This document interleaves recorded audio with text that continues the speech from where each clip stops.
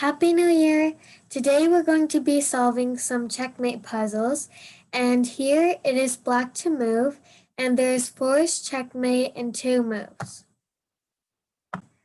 And don't be afraid to sacrifice pieces if it leads to checkmate.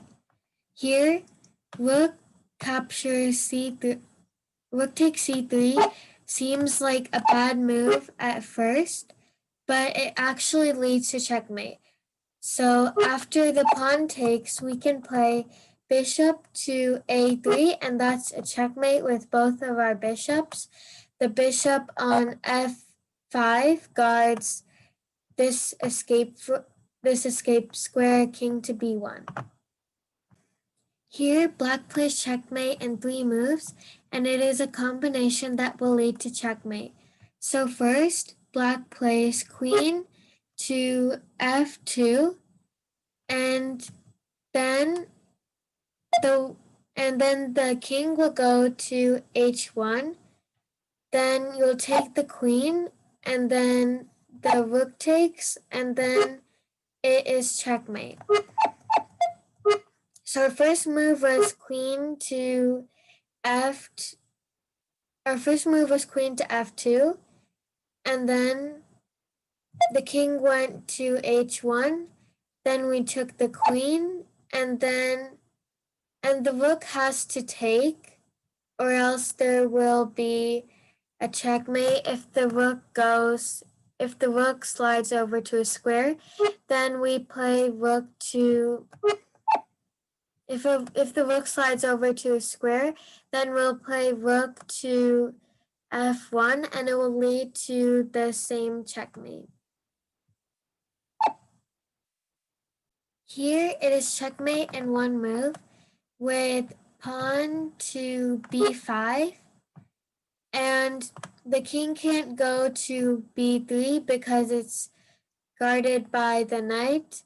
The king can't go to d3 because of the rook, and the king can't capture because the king can't capture the knight because of the rook again.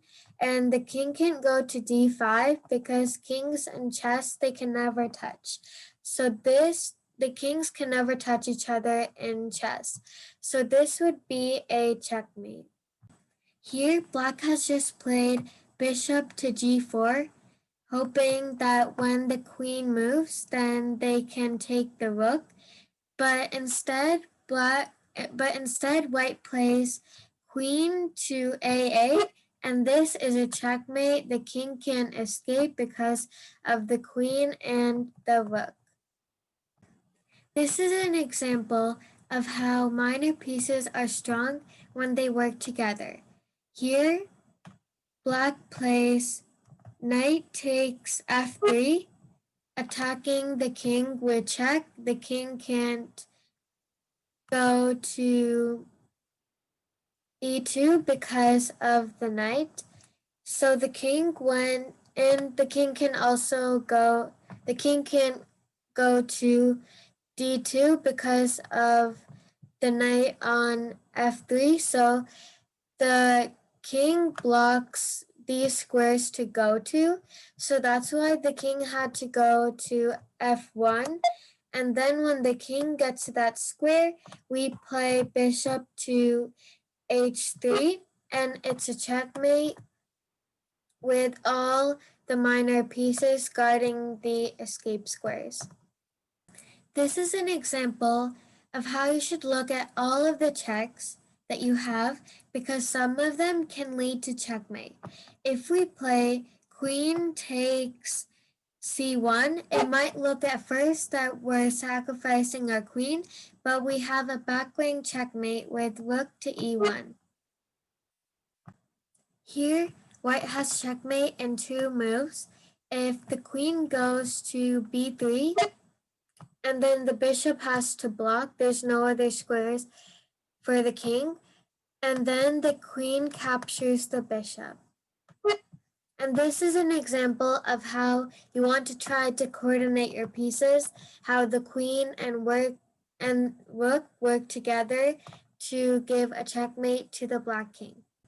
This next puzzle is an example of how you should look at checks, captures, and threats. Here, white can play bishop to g6, and then the king goes to f8, and then we can play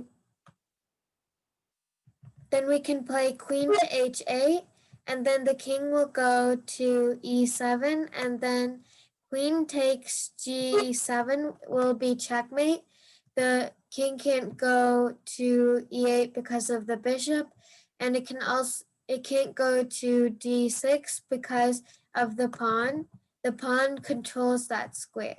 So this is a checkmate with all of the pieces near the black king. Here is an example of how white creates a checkmating plan. White goes knight to d5, and the point is that the king can't move to any of the squares, so that's why white moves their knight to d5, and then after, because they have a reason, when the pawn takes, because that will be the only move. So the pawn takes, and then pawn takes d5, and then the bishop will go to e2, and then we take the rook. White had all of this in plan, going knight to d5, and then they saw that their only move is to take with the pawn, and then they saw that this line would lead to checkmate after bishop to e2, and then we take the bishop. I hope you enjoyed this video, and if you did, please make sure to like, subscribe, and share this video to others. And I'll see you on my next video. Bye!